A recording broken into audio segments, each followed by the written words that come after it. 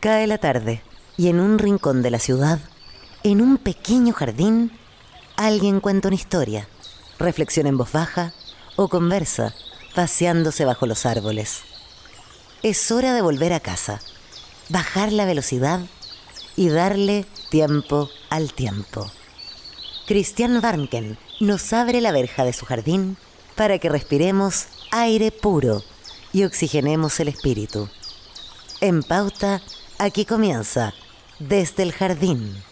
Una presentación de AFP Habitat, presentes en tu presente, preocupados por tu futuro. Y Grupo Educar, construyendo el futuro de la educación técnico-profesional en Chile. Lo esencial de toda exploración será volver al propio jardín y ver las cosas por primera vez, decía el poeta T.S. Eliot.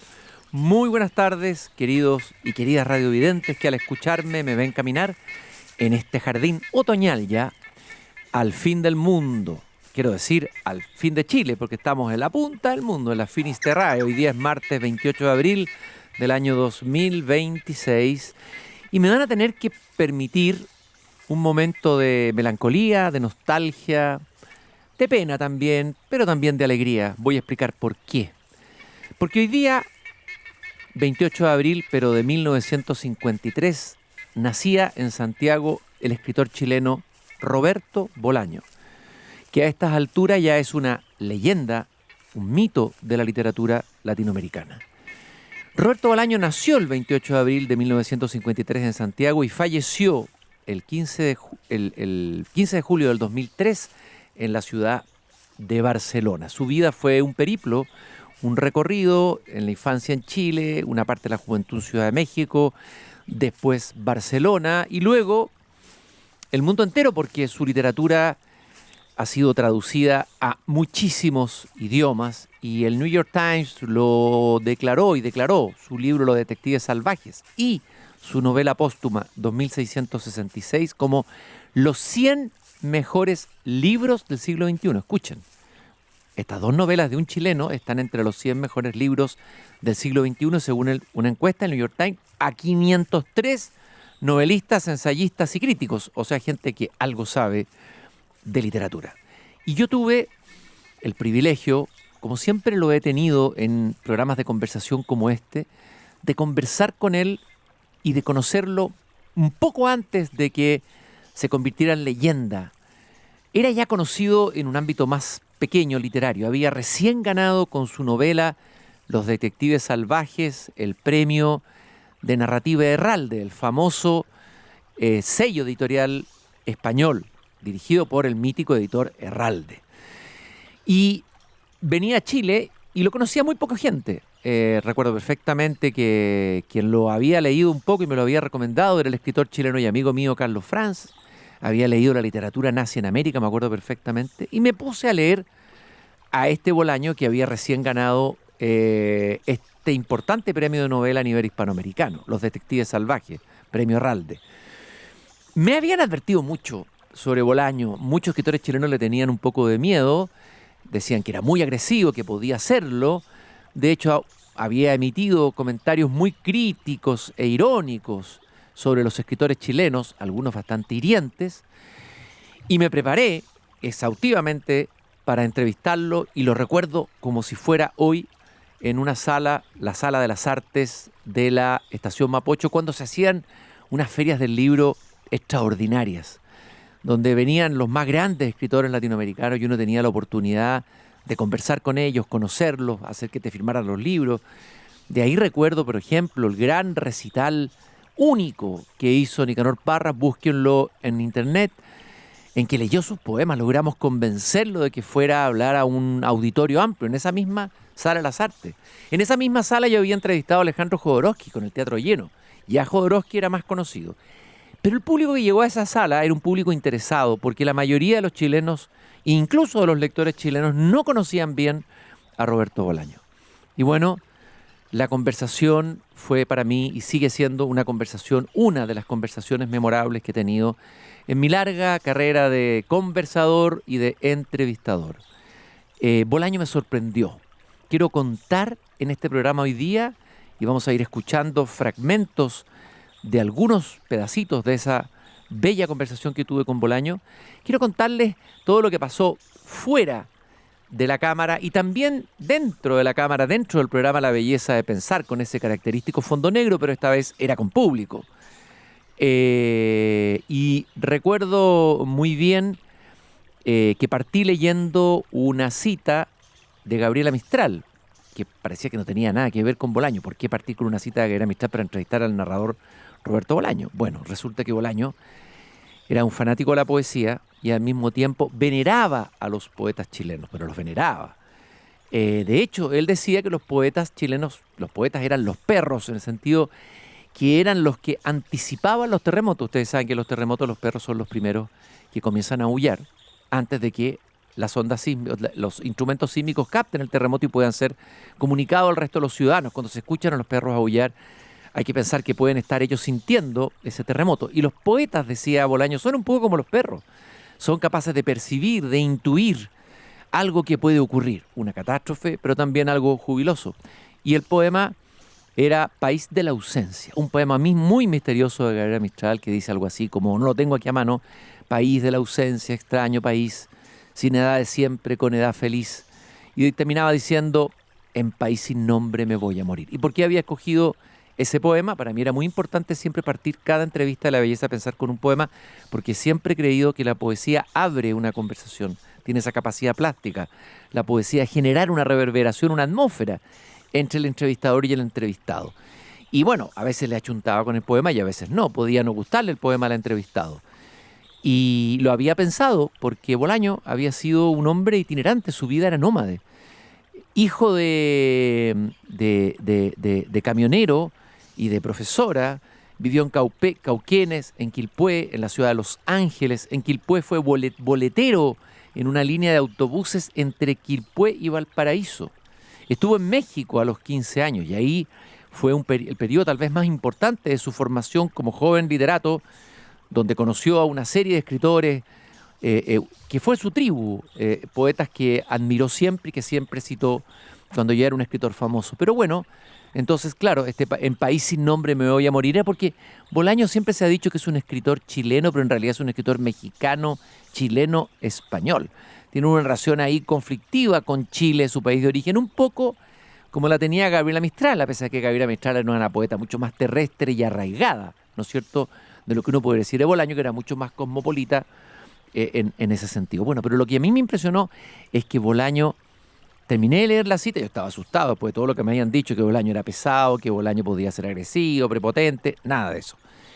Me pidió que le pasara el libro, quiso leer la cita con calma y la empezó a desmenuzar, a analizar, a detenerse en algunos de sus versos. Y ahí me mostró esa capacidad penetrante, extraordinaria que tenía para penetrar en la literatura. Él era un animal literario y a él lo estamos recordando hoy día. Murió lamentablemente prematuramente, pero dejó tras de sí una obra muy potente. No sabemos qué habría escrito y qué nos habría regalado si hubiera seguido viviendo.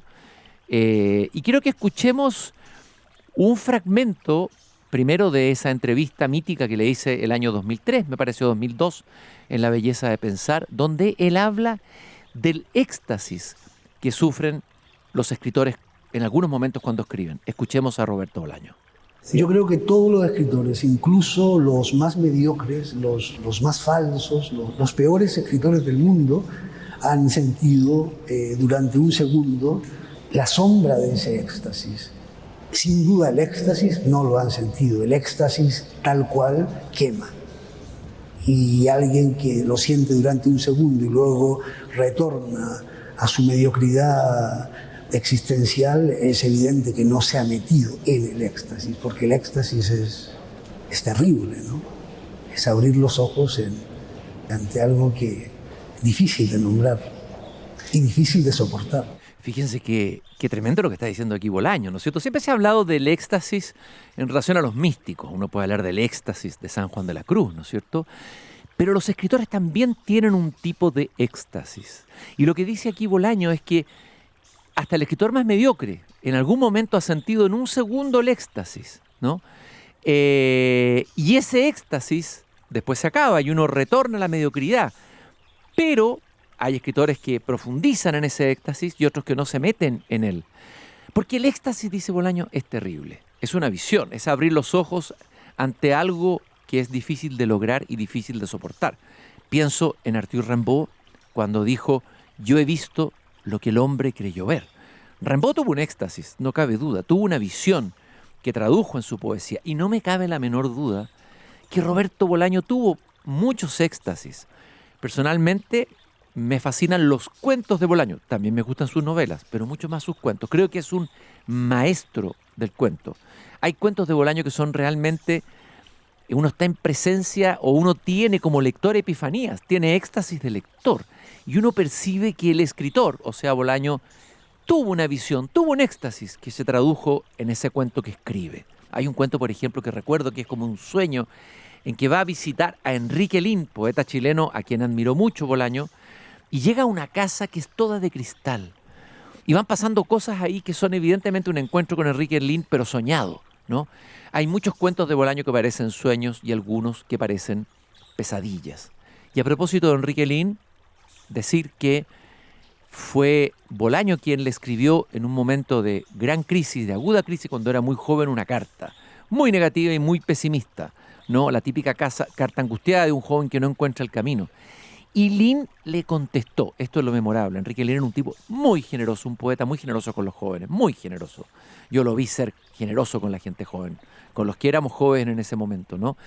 Y le contestó a Bolaño, y esa carta para Bolaño fue fundamental para salvarse de la angustia, del abismo destructivo, porque un escritor nunca se salva del abismo destructivo, puesto que está sometido por su genio literario a estos éxtasis del que habla Bolaño en esta pregunta. Yo les decía que Bolaño pasó una parte importante de su juventud en México. Ciudad de México es un lugar clave para toda la narrativa de Bolaño y para su manera de entender la literatura. Él caminó por esas calles, fue al café La Habana, mítico café de Ciudad de México, donde se juntaba con el grupo infrarrealista, así se llamaban a sí mismos. Y ahí estaba su amigo Mario Santiago, de quien habla en la entrevista que yo le hice en La Belleza de Pensar, que se convertirá en el personaje Ulises Lima. Y también Bruno Montañé, que se transforma en el personaje Felipe Müller. Nunca va a olvidar a Mario Santiago, su amigo poeta Roberto Bolaño. De alguna manera su espíritu va a estar siempre presente. Y hay una frase del movimiento infrarrealista que revela algo del espíritu también de la vida y de la obra de Bolaño, cuando dicen: déjenlo todo, nuevamente láncense a los caminos. Cosa que Bolaño hizo muchas veces, fue nómade en todo sentido, literariamente nómade, explorador, tocó límites en la literatura, recorrió México, pero también volvió a Santiago y lo recorrió a dedo, lo pilla el golpe militar, lo toman detenido, luego lo sueltan por una gestión de un amigo, y en fin, así va a ser su vida, una vida de nomadía. No es un escritor que se haya instalado en su gloria literaria o en su talento. Y quiero que escuchemos otra respuesta que me dio Roberto Bolaño a una de las preguntas que le hice en ese memorable para mí programa La Belleza de Pensar, que grabé con él en el año 2002 o 2003. Ahí tengo una duda ahora de memoria de fecha. Él falleció el 15 de julio de 2003, pero nació el 28 de abril de 1953, en un día como hoy. En esta segunda pregunta, Bolaño habla de esa ilusión que tienen todos los escritores y que tenemos todos los seres humanos, de alguna manera, aunque no lo confesemos, de perdurar. Veamos qué contesta Bolaño. Yo puedo estar con 20 escritores de mi generación y todos están convencidos de que son buenísimos y de que van a perdurar. Eso es una ignorancia, aparte de un acto de soberbia enorme, es de una ignorancia bestial, porque se les puede preguntar, a ver, si sabes, has leído o tienes una ligera idea de la historia de la literatura, ¿cuántos escritores latinoamericanos sobreviven de la década de 1870 a 1880? ¿Sí? Nómbrame a 20. Y ya no te hablo de un país, te hablo de todo un continente. Bueno, es bien impresionante esta respuesta. A ver, ¿quiénes son los que finalmente trascienden en literatura? Octavio Paz decía, además por lo demás que era el escritor oficial mexicano, gran escritor, pero que el grupo infrarrealista de estos jóvenes rebeldes, encabezados por Mario Santiago y por Roberto Bolaño, se oponen a él, y él aparece como el enemigo al comienzo de la novela Los Detectives Salvajes. Octavio Paz decía que al final sobrevive un verso, tal vez, de un poema, de un poeta, que tal vez iba a sobrevivir un solo verso de su poesía, que de la lírica griega había quedado un fragmento. De Heráclito tenemos apenas algunos fragmentos, Heráclito, que cambió la manera de pensar e inauguró una manera de pensar en Occidente. Imagínense del resto de los filósofos y del resto de los escritores. El olvido es mucho más vasto que la memoria. Y claro, ¿quién se acuerda de los poetas nacidos entre 1870 y 1880, como dice Bolaño? Sin embargo, por lo menos hasta ahora, desde su muerte, el 2003, hasta este 2026, la figura de Bolaño no solo ha permanecido en la memoria, sino que ha entrado en el Olimpo de la literatura latinoamericana, y hoy día son miles de lectores y miles de escritores que siguen y a veces copian, no todos con mejores resultados, la obra de Roberto Bolaño.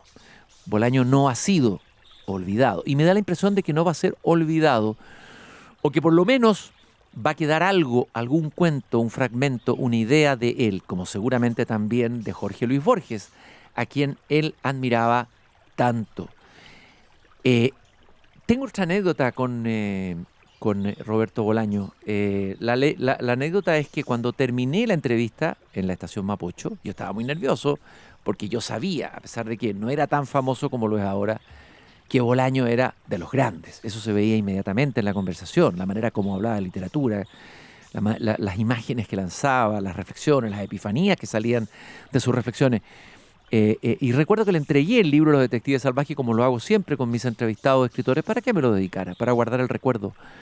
Y él me dedica el libro de esta manera: para Jack Lameta, editado en la revista Berta Trepada, número tanto del año tanto, no me acuerdo ahora cuál era, con la ilusión de que ojalá vuelva al lugar del crimen. Roberto Bolaño. Cuando leí la dedicatoria no entendí nada. Se lo agradecí mucho. Volví a mi casa después de haber hecho una entrevista y de pronto, mientras me estaba preparando un café y recordando un poco lo que habíamos conversado, me cae la chaucha. Claro, yo había escrito cuando vivía en Roma y Barcelona en la década del 80, esa década estaba Roberto Bolaño en Barcelona, unos poemas sobre un asesino en serie que se llamaba Jack Lameta, que marcaba la cara de las mujeres bellas con una gilet. Y salía en los diarios y yo hice un poemario juvenil, al que no le doy ningún valor literario, por supuesto. Y ese cuaderno quedó en manos de un amigo y parece que cayó en manos de Roberto Bolaño, a quien yo no había conocido, que tenía una revista que se llamaba Berta Trepá. Berta Trepá es un personaje de la novela Rayuela de Cortázar. Y él le gustó el poema mío y lo publicó en la revista. Pero ni yo me acordaba de mi propio poemario y Bolaño sí se acordaba. Y lo más impresionante es que al final me dice: para que vuelva al lugar del crimen. ¿Cómo lo interpreto eso? Para que vuelva a escribir. Pero escribir requiere mucho coraje, como lo tuvo Bolaño y lo tienen todos los escritores que escriben día a día. Yo no sé si he tenido todo el coraje necesario para realmente hacerme o ser un escritor. He escrito, evidentemente, pero yo creo que me ha faltado el coraje. Esa dedicatoria no la voy a olvidar nunca. Y tal vez sería bueno volver a escuchar otro pensamiento o otra reflexión interesante, exquisita, de esas que hacía Bolaño sobre la literatura y el idioma. En este caso, estábamos hablando del idioma español. Y miren lo que me dijo Bolaño sobre el idioma español. Borges, por ejemplo, dice que después de Cervantes el idioma español cae en el academicismo, por ejemplo. Borges cree que Quevedo y Góngora ya están en la decadencia del idioma español, y yo no lo creo. Yo creo que Quevedo es pura fuerza, sí, pero pura fuerza. Borges, a Borges no le gusta Gracián, por ejemplo. Yo creo que Gracián, aparte de toda el enorme boscaje que cubre la obra de Gracián, dentro de ese boscaje hay obra, hay literatura y sobre todo hay una prosa en español extraordinariamente buena. ¿Sí? El español tiene una tendencia a la floritura. A la retórica, ¿no? Al barroco, a la retórica, al... No, porque el inglés también es retórico. Lo que pasa es que el inglés, bueno, toda escritura es retórica, ¿sí? Pero en el inglés o en los autores de lengua inglesa que Borges amaba, hay una poda de florituras. Y en el español no, en el español hay una tendencia a la floritura. Pero claro, el español es un idioma enorme. Hay grandes autores en lengua española que acaban con eso, en este siglo, por ejemplo. ¿Qué tiene que ver Juan Rulfo, en donde es el esqueleto de la obra, o Monterroso, ¿sí? con ese español de florituras que Borges de alguna manera despreciaba? Miren ustedes la clase que da, pero sin ninguna pedantería, porque de verdad él, cuando hablaba de Quevedo, de Góngora, estos autores que ya nadie lee, ¿para qué decir de Gracián? Un escritor del siglo de oro español que ya nadie lee, porque Quevedo y Góngora más o menos algo resuena, pero él hablaba de ellos con gran naturalidad, no con pedantería académica, ni mucho menos, ¿no? Pero miren la lección que da, la precisión, porque yo le hablo de retórica, pero dice, no es retórica, porque el idioma inglés también tiene retórica, es fioritura, lo que hay a veces. Pero inmediatamente dice que dentro del idioma español hay gigantes que no caen en la fioritura, entre ellos un Quevedo, que entre paréntesis le encantaba a Pablo Neruda, fue fundamental para la obra y la poesía de Neruda, pero cita a Rulfo. Claro, cita a Juan Rulfo, escritor mexicano, que es absolutamente cierto que cuando lo leemos algo apretado, condensado, un idioma muy vivo, mexicano, profundo, popular, pero vivo, sin fioritura, ¿no? Y también cita a Augusto Monterroso, el escritor guatemalteco, que tuve el privilegio también de entrevistar, un personaje, ya les hablaré en algún otro programa de él, maravilloso personaje, maravilloso escritor, el escritor que escribió el cuento más corto de la historia de la literatura. ¿Lo conocen o no? Cuando dice, cuando despertó, el dinosaurio todavía estaba ahí. Ese es todo el cuento. Magnífico. Qué capacidad de síntesis, ¿no? Bueno, ahí no hay fioritura. Es decir, Bolaño era un hombre que experimentó en la literatura, que estuvo en los bordes del lenguaje, que renovó la narrativa, la novela, el cuento, pero no fue un experimentador gratuito. Había en él lectura, no lectura de académico, no, era un hombre aventurero, Bolaño, un hombre de la calle en el buen sentido de la palabra, pero lector voraz, ¿no? Y sobre todo le encantaban a Bolaño, aparte de los grandes escritores que acabamos de citar, ¿saben ustedes quiénes? Esos poetas que están en segunda o tercera división, los poetas de los que nadie habla y que aparecen en su novela Los detectives salvajes, poetas muy olvidados, ¿no es cierto? Pequeños mitos de la literatura, de pequeñas tribus, de peleas de tribus de poetas contra tribus de poetas. Ese mundo fascinaba a Roberto Bolaño. Después de haberlo entrevistado, quedé con la sensación de que había conocido un grande de verdad. Todos los prejuicios que me habían dado muchas personas que conocía no se cumplieron. Bolaño fue extremadamente amable conmigo, nos estuvimos intercambiando correos, tenía muchas ganas de volver a conversar con él, de volver a encontrarme con él alguna vez, ya yendo yo a España o si venía él de nuevo a Chile, y lamentablemente llegó la noticia de su muerte prematura, y yo inmediatamente dije, esta entrevista que le hice a Bolaño va a ser historia, por Bolaño, no por mí, obviamente. Yo soy el mediador, no el puente, ¿no es cierto?, de los grandes que pude entrevistar ahí. Y llamé al director de Canal 13, que era en ese momento Enrique García. Si me está escuchando, un reconocimiento a él. ¿Por qué? Porque lo llamé y me acuerdo perfecto que le dije, Enrique, esta entrevista que grabamos en el cable de Roberto Bolaño, tienes que emitirla en señal abierta. No importa la hora, porque acaba de fallecer uno de los más grandes escritores de la literatura contemporánea hispanoamericana, que hoy día a lo mejor no está tan reconocido acá en Chile, pero acuérdate que va a ser historia. Lo maravilloso de Enrique García, él no tenía por qué ser experto en literatura ni mucho menos, pero era un hombre inquieto, un hombre sensible, me creyó y me compró lo que le dije y se arriesgó como pocas veces hacen los directores de televisión, sobre todo en estos días donde nadie se atreve a experimentar ni a crear espacios nuevos culturales y todo, porque están atrapados en un negocio cada vez más acorralado, el mundo cambiante, las redes sociales, el tema comercial, las televisiones hoy día están sufriendo mucho, están estresadas. Y él se atrevió y lanzó la entrevista en señal abierta, lo que hizo que miles de chilenos pudieran conocer a Roberto Bolaño, aunque fuera en un horario nocturno. Y eso me llena mucho de orgullo, de felicidad. Y bueno, quería recordar a Roberto Bolaño en este día 28 de abril, el día de su nacimiento, pero en 1953. Les recomiendo, si pueden ver esa entrevista, la pueden encontrar en YouTube. Vale la pena verla, no por mí, como dije, sino por Bolaño, obviamente.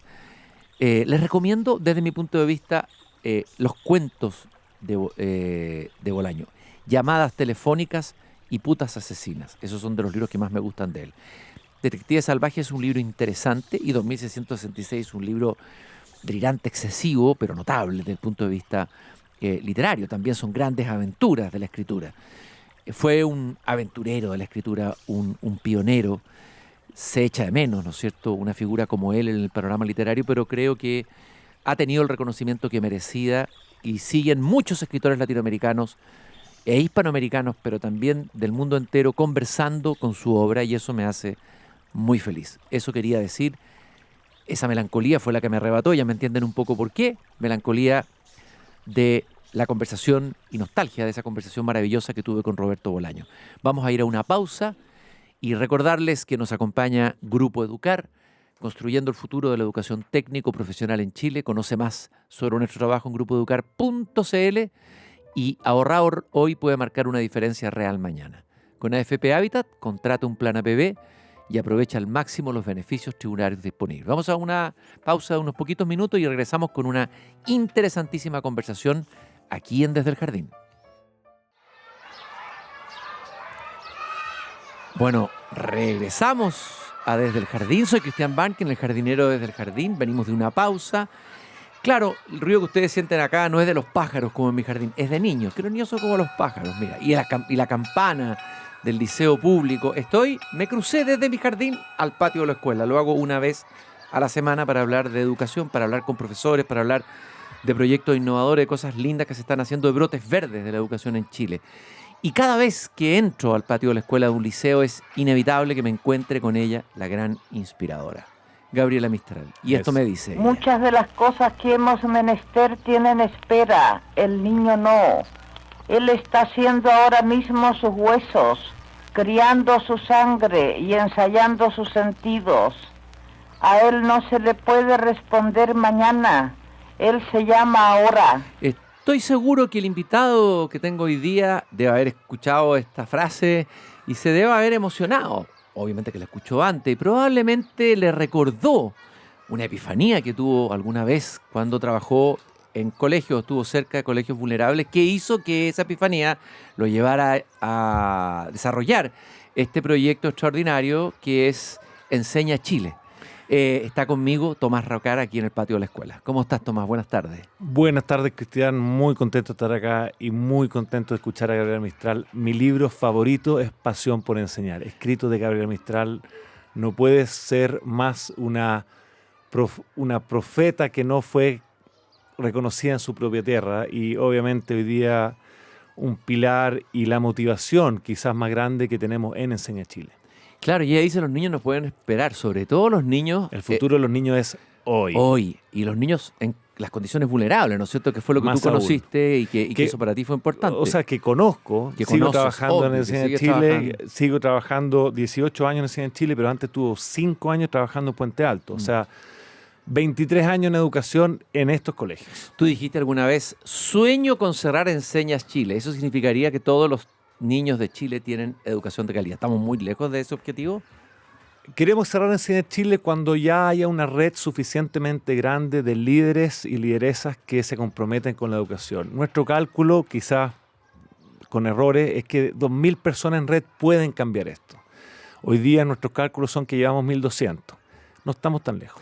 Y cuéntanos un poco al que no conoce este fantástico proyecto, ¿en qué consiste? ¿Quiénes son esos líderes y lideresas de los que tú hablas? Nosotros creemos que cualquier sistema se cambia con personas. Las políticas públicas, los presupuestos, la tecnología son necesarios, pero no son suficientes. Lo que hace el cambio es cuando tú tienes a muchas personas Primero, que conozcan el problema. Segundo, que se comprometan a solucionarlo. Tan simple como eso. Hoy día, ¿qué es lo que pasa en Chile? La gran mayoría de nuestro liderazgo no conoce el problema. ¿En qué sentido? No saben lo que implica cambiar una sala de clase. No sienten el temblor. No saben que está temblando y hay una desesperanza aprendida de aquellas personas que están en esas comunidades que ya no levantan la mano y dicen, es así. De vez en cuando hay un acto de violencia, salen los puntajes del CIMSE o hay otro tipo de crisis y se levanta el tema, pero se vuelve a soterrar. Entonces lo que nosotros estamos haciendo es un puente para que ojalá los futuros líderes y lideresas de Chile crucen ese puente y entiendan lo que significa cambiar una sala de clase. Si quieres cambiar Chile, conoce Chile. Si quieres cambiar Chile, primero transforma una sala de clase. Porque ojo acá, Cristian, la sala de clase es un mini Chile. No es solamente el colegio, ahí se ve la familia, se ve el acceso a salud, se ve el acceso a ciudad, se ve el centralismo, se ve la seguridad, se ve el narcotráfico, etcétera, etcétera. Entonces necesitamos no solamente los mejores profesionales de Chile, sino que y para Chile. Y esa es la misión de Enseña Chile. Fíjate que pienso, no sé, tal vez me equivoque, pero en el siglo XIX hubo grandes líderes de ese tiempo que hacían clases en el liceo. Personajes importantes de la historia de Chile hicieron clases en el liceo. Bueno, Gabriela Mistral no pudo hacer clases, no la dejaron, no la ¿verdad? dejaron porque no tenía título. Decían que era la intrusa. Le decían la intrusa. Ella fue la primera profesora en Enseña Chile. Ella fue la primera profesora en Enseña Chile. Efectivamente, le dijeron la intrusa y dicen, los intrusos no soy yo, los intrusos son los que no tienen vocación. No tienen vocación y no aman a los niños. Pero, así es. Tomás, tú estás ahora, se ve que tienes una energía imparable y eso me alegra mucho, alguien que tiene tan loables propósitos en las empresas que emprende, un proyecto nuevo que estás haciendo con otros dos empresarios, podríamos decir, cada uno en su tarea. Con alguien que fue uno de los empresarios de Corner Shop y con Así la es. presidenta o directora de la Fundación La Fuente. Undurraga y Abud son las personas que te acompañan. Sí, Daniel Undurraga y Verónica Abud. Daniel Undurraga y Verónica Abud Sí. en Lectus, la red social del libro. Cuando yo leí esto, dijo, tengo que invitar, le dije a mi periodista, a Tomás, a hablar inmediatamente de este proyecto. Creo que lo leí en el DF, en el Diario Financiero. Voy a explicarlo, tú me corriges. Este es un software, pero más que un software.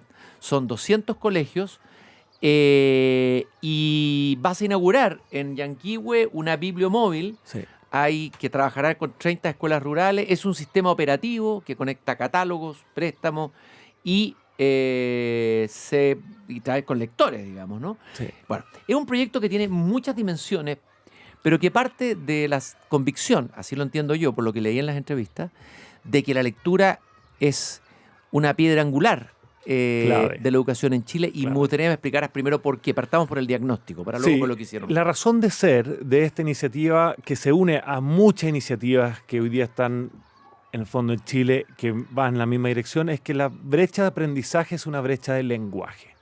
Yo no resuelvo ni física, ni matemática, ni nada, porque no entiendo lo que leo. No solamente no leo, sino que no entiendo lo que leo. Entonces, la lectura no solamente es una herramienta para muchos otros aprendizajes, es lo que te genera. No puedo dejar de hablar de Gabriela Mistral. ¿Por qué es premio Nobel? Porque tenía una biblioteca al lado de su casa, al lado de su colegio, donde ella tenía una llave y ella leía. Lo que yo he leído es que ella leía la Biblia 2 horas al día escondida entre las plantas. Por eso fue, en el fondo, premio Nobel. Pero hoy día los niños no leen. Y los niños de los colegios, no solamente estrato socioeconómico alto, sino que también bajo. Hoy día con los teléfonos leemos cada vez menos. Y no vamos a mejorar el aprendizaje si no hay lectura. Y te quiero decir 2 cosas para reforzar lo anterior. ¿Tú sabes cuál es el indicador más importante de Chile en educación? ¿Cuál? El CIMSE de segundo básico. CIMSE segundo básico. De lenguaje. Claro. Porque es ahí donde pasan, en el fondo, o leen. El umbral. Lo voy a simplificar, es más que eso, pero o leen o no leen. Entonces, hablamos de la PAES, hablamos de la CIMSE octavo, de segundo medio, pero ya es muy tarde. Nuestro foco debe ser el aprendizaje fundamental en edad temprana. Y por eso tenemos que sumar esfuerzos para que en Chile ese sea nuestro primer objetivo. Que todos los estudiantes a nivel de segundo básico puedan no solamente leer, ojalá amar la lectura. Amar la compasión. Pasión de leer, decía Gabriela Mistral, ¿no es cierto? Por supuesto. Ahora, en Chile no es que falten libros, lo que faltan son lectores. Incluso podemos encontrar bibliotecas maravillosas con unos catálogos extraordinarios. Eso. El problema es que no llegan los lectores. Y ahí, ¿cuál es la tarea por hacer? no llegan los lectores porque tú mencionaste una palabra muy importante que es un modelo operativo.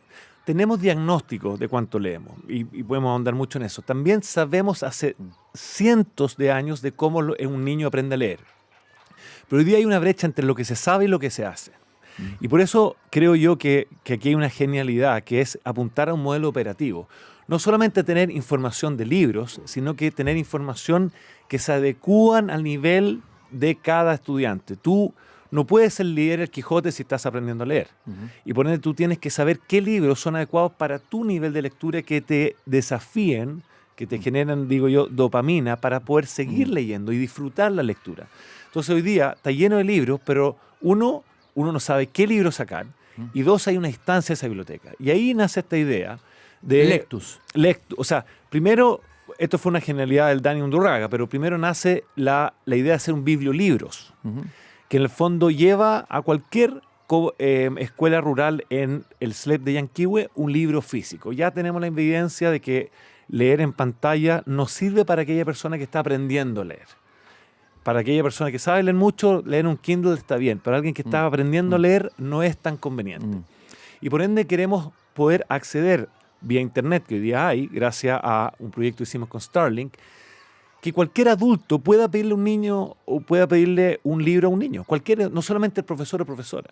Entonces estaría este bibliolibros recorriendo la región, llevando una bolsita, se podría decir, imagínate, una vez al mes, que la deja en la escuela, saca los libros y un mes después los recoge y vuelve a dar los libros que se requieren. Ya, o sea, los libros que fueron pedidos en esta plataforma o que fueron solicitados en esta plataforma. Con Fundación La Fuente nos conseguimos un container con más de 60.000 libros. Esa fue la donación de la Fundación La Fuente y ahí nace este proyecto inicial. Pero el Dani se da cuenta que aquí falta información para tomar decisiones. Y no solamente información para tomar decisiones, tú lo dijiste, está lleno de bibliotecas, pero que no se ocupan en su potencialidad porque no hay una distancia, no se sabe qué libros hay y tampoco se sabe qué libro me conviene a mí como lector. Esa información finalmente la recaba en Lectus, un sistema operativo que no es solamente para bibliolibros de Yanquihue. Hoy día, como tú bien dijiste, está en más de 200 escuelas, 60.000 lectores y con más de 120.000 libros en el fondo a su disposición. Todo lo que me estás contando de este bibliolibro que llega a Yanquihue, ¿esto llega cuándo? El 4 de mayo se va a hacer esa... Este lunes se inaugura. El lunes se inaugura en Yanquihue. Me recordó la historia de la mujer del canasto en Francia, la bibliotecaria Geneviève Pat, que se dio cuenta, bueno, imagínate en Francia, la cantidad de libros maravillosos que tienen en las periferias más vulnerables, con gran porcentaje de migración, de migrantes que no leían, y dijo, la culpa no la tienen las redes sociales, la tenemos nosotros, no hemos sabido llegar con los libros adecuados a los niños. Y salió con un canasto a recorrer la periferia llevando libros, como lo van a hacer ustedes con la biblioteca. Y hizo una revolución del concepto de biblioteca, la mediación, todo eso, que me parece que está en sintonía con el espíritu de este proyecto. Ese es el proyecto piloto que tenemos en el SLEP de Yanquihue. Son 5 comunas que debiesen, el sueño es que cualquier persona de esas 5 comunas pueda acceder a un libro físico y ese libro sea adecuado para su nivel de lectura. Oye, ¿y esta experiencia es una réplica de una experiencia que existía en alguna otra parte o es una creación original made in Chile o está sacada de distintas experiencias que han habido en otras partes con bibliotecas públicas, no sé? O sea, la verdad es que nos inspiramos en Netflix. Lógico. El catálogo, que es fácil. No, pero antes a mí me tocó vivir en Estados Unidos entre el año 2006 y 2008 y recibíamos unos DVD al mailbox de la casa. Y tú veías el DVD y después pedías otro y te devolvías el DVD. De ahí nace esta idea de hacer lo mismo con libros. Yo le decía al Dani, hagamos un corner shop de libros, lo mismo. Claro. La genialidad de corner shop de poder, en el fondo, unir oferta con demanda, pero ahora con algo que es quizás lo más importante de Chile, que es la lectura. ¿Cuál es el horizonte que ustedes ven del potencial de crecimiento de este proyecto Lectus? ¿Hacia dónde quieren ir? O sea, la visión es que cualquier persona en Chile pueda acceder a un libro físico. Sí, que si quiere uno no puede decir que no está el libro, no puede decir no está. Quiero ver el libro, uno va a la librería, no está. Va acá, no está. Lo que pasa es que hay más libros que... hay mucha biblioteca, como tú decías. Claro, pero hay mucha biblioteca no ocupada. Entonces quizás hay un par de libros que quizás no estén, pero hoy día hay suficiente libro para que todo Chile lea, pero no se ocupan. Entonces el punto es generar un puente entre ese lector y ese libro, pero obviamente eso no es suficiente, hay que promover la lectura. Y hay otra iniciativa, por ejemplo, por un Chile que lee. Hay varias iniciativas en Chile que están levantando esto tan fundamental que es la lectura. Tomás, te quiero llevar a otro tema. Como tú dices, la educación lamentablemente aparece y se conversa sobre ella cuando ocurre algo. A alguien que dispara o acuchilla a alguien en un colegio, Claro. un overol blanco, no sé, un mal resultado en un indicador en una prueba, pero esto no es una conversación permanente. De hecho, no sé si lo comentamos, pero yo lo comenté aquí en el programa cuando fueron los debates presidenciales, la educación estaba ausente. Fuera de la agenda. Impresionante. Impresionante. Eso a mí me impresionó mucho. ¿eh? Sí. Y me habla de ahí como una ceguera de la clase política. No sé, no quiero ser injusto, pero una no conciencia. Yo si fuera político Que quisiera los votos están en la seguridad, Sí, y se entiende. entiendo, pero si yo quisiera ser presidente estaría desvelado, como tú estás desvelado por este tema, ¿no es cierto? Como profesor, yo como profesor, tú como emprendedor de todas estas iniciativas educacionales como Enseña Chile y ahora Lectus. ¿Cuál es tu mirada? Porque hoy día se está hablando muy negativamente y están apareciendo los problemas serios en educación. Antes nos sentíamos orgullosos que había habido un avance en educación, que habíamos tenido mejores resultados a veces que en el resto de América Latina, y de pronto nos vimos mirándonos diciendo, chuta, está la escoba, la educación pública. ¿Cuál es tu diagnóstico, tu mirada hoy de nuestra educación chilena? Yo creo que tenemos que volver a las raíces y entender lo fundamental. Y permíteme ir a la Declaración de Derechos Humanos del año 47, que habla de 3 principios fundamentales que yo creo que olvidamos en Chile. Primero, la educación es todo lo que rodea al niño y a la niña desde que nace. No es el colegio solamente. Por ende, Claro. tenemos que entender de que el colegio es parte, y de hecho es la menor parte de la vida del estudiante de los 0 a 18 años. Segundo, O sea, hay educación desde que nace. desde o que sea, nace, todo es educación, o sea, todo lo que rodea, el parque, la tele. La tele, la mamá quiere leer un cuento en la noche. Bueno, ¿cómo allá voy. cómo Ese es el conversan en la segundo casa? ladrillo. El segundo ladrillo fundamental es que existe lo que se llama el derecho y el deber por las familias por educar a sus hijos.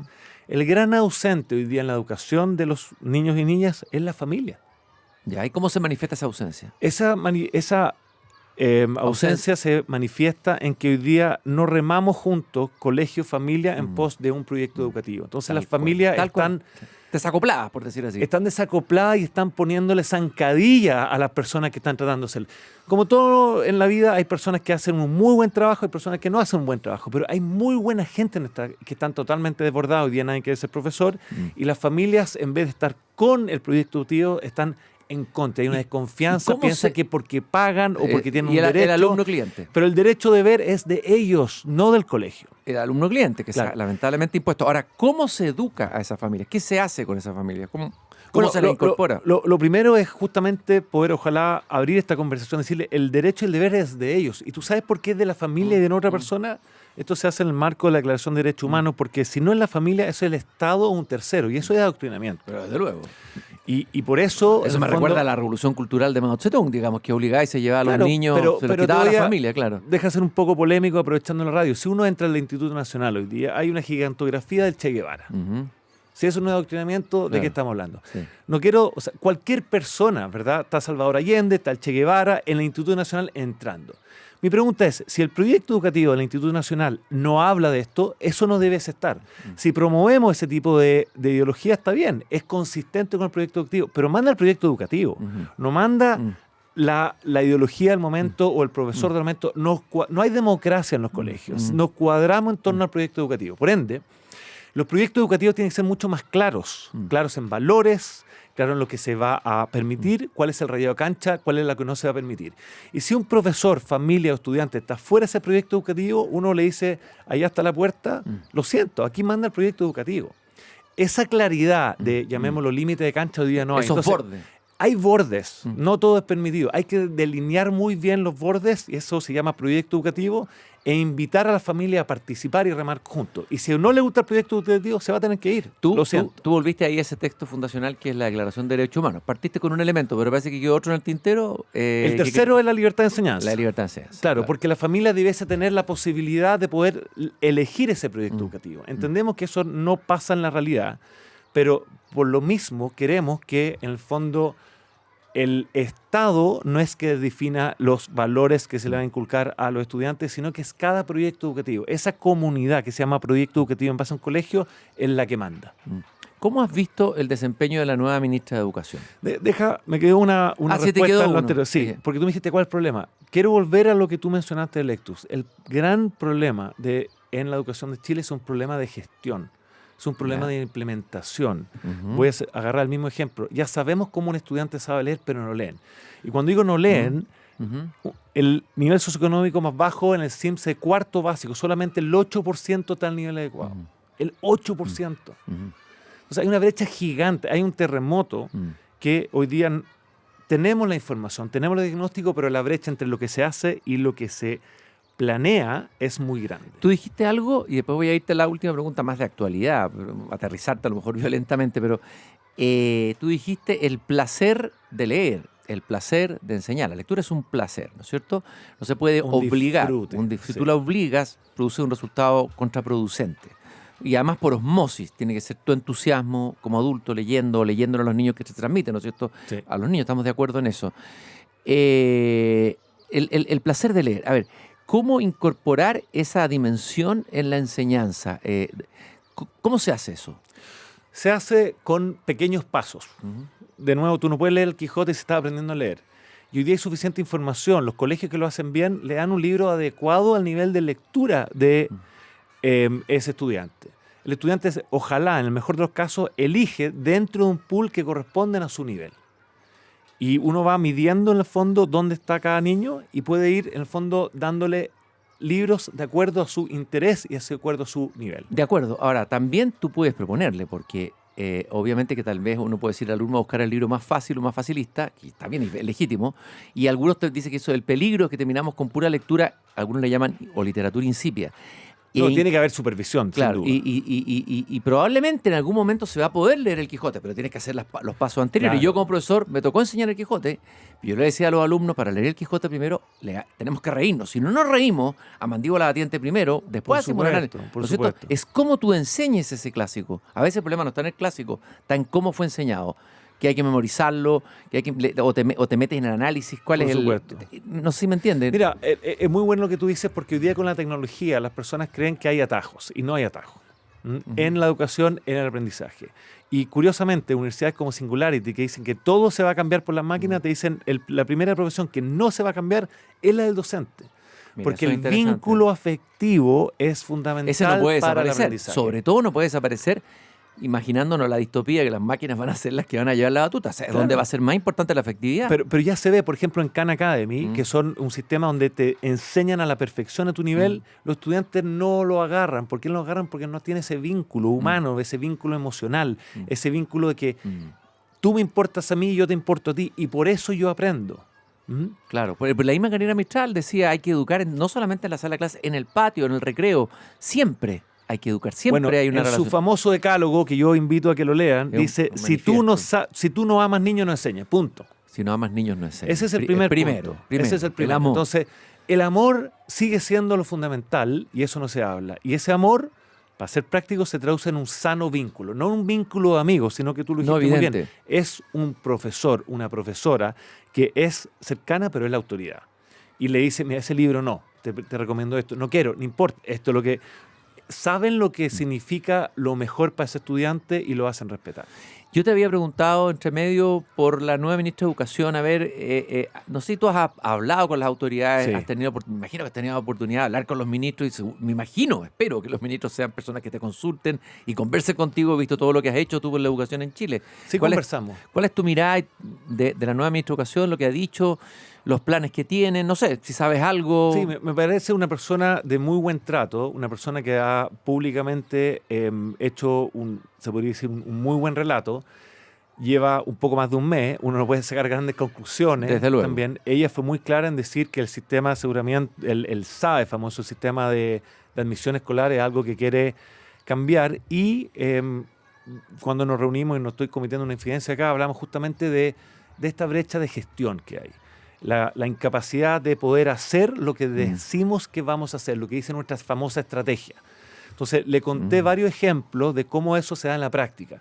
Dejarte un puro ejemplo. Desde luego. Cristian, ¿cuántos niños hoy día no tuvieron profesor en su curso, en su clase? No sé, Bueno, nadie sabe en Chile.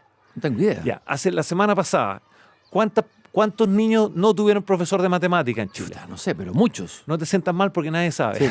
No, terrible. El año pasado, ¿cuántos niños no tuvieron clase de matemática porque el profesor no llegó? ¿Pero cuánto? Dinos tú la cifra. Es que nadie sabe. Ya. Entonces, lo que estoy O sea, diciendo... nadie está Yo me monitoreando siento muy eso. honrado. Yo Oye, estoy entrevistando a Cristian Márquez ahora. nadie está monitoreando eso. Nadie lo está siguiendo. Es que en algo tan importante como la educación hay información básica que no Oye, tenemos. y eso que tú dijiste...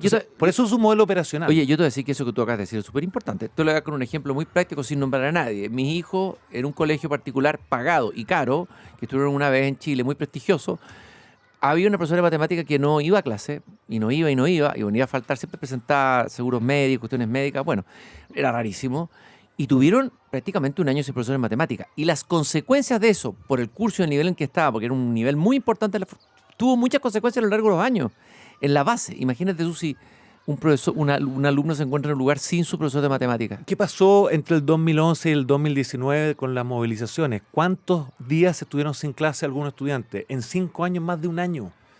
Entonces, esa información, de nuevo, información para tomar la decisión. Tengo un sesgo ingenieril, porque soy ingeniero. Pero es fundamental. Entonces, el sesgo ese. Necesitamos información para tomar decisiones. O sea, en otros ámbitos de la sociedad, tenemos información, estoy viendo ahí los bancos, tienen información de cada Precisa. detalle, precisa, en el momento, en tiempo real. Debería ser igual, porque aquí están en juego los niños. Es el mucho futuro más de importante, Chile. claro, yo digo, sin ninguna ofensa contra aquellas personas que noblemente hacen zapatos, pero no estamos haciendo zapatos, estamos educando niños. Entonces, si la suela de zapato es importante, es mucho más importante en el fondo el estudiante.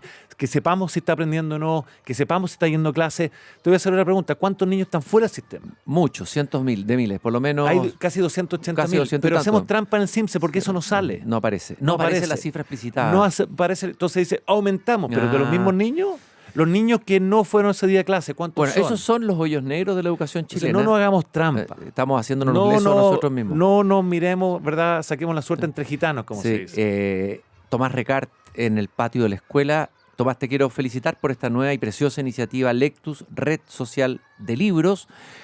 Vamos a celebrar. Con Dani Undurraga y Vero, no me quiero adjudicar ellos esto. tres, seguramente los vamos a invitar también a ellos al jardín. El 4 de mayo van a inaugurar una Bibliolibros. Bibliolibros. Que ningún niño se quede sin la oportunidad de tener un libro físico en sus manos. La hermosa ciudad de Yanquihue, que recuerdo hoy día con nostalgia. Y para despedirnos, Tomás, vamos a escuchar un tema precioso de un gran cantautor latinoamericano, Jorge Drexler, que tiene que ver, tú hablabas del lenguaje, tiene que ver con las palabras.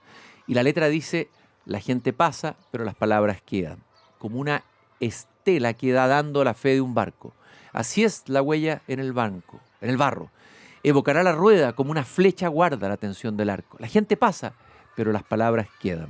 La gente pasa, pero las palabras quedan. El lenguaje, las palabras. Queridos radiovidentes, nosotros nos encontramos nuevamente. El poder del lenguaje. El poder de la palabra. Nosotros nos encontramos aquí nuevamente a las 7 de la tarde cuando vuelva a abrir la verja de madera de mi jardín. Espero con una conversación tan interesante, tan atingente y fundamental como la que hemos tenido aquí con Tomás en el jardín. Muchas gracias, Tomás, por haber Muchas venido. gracias, Cristian, por la invitación.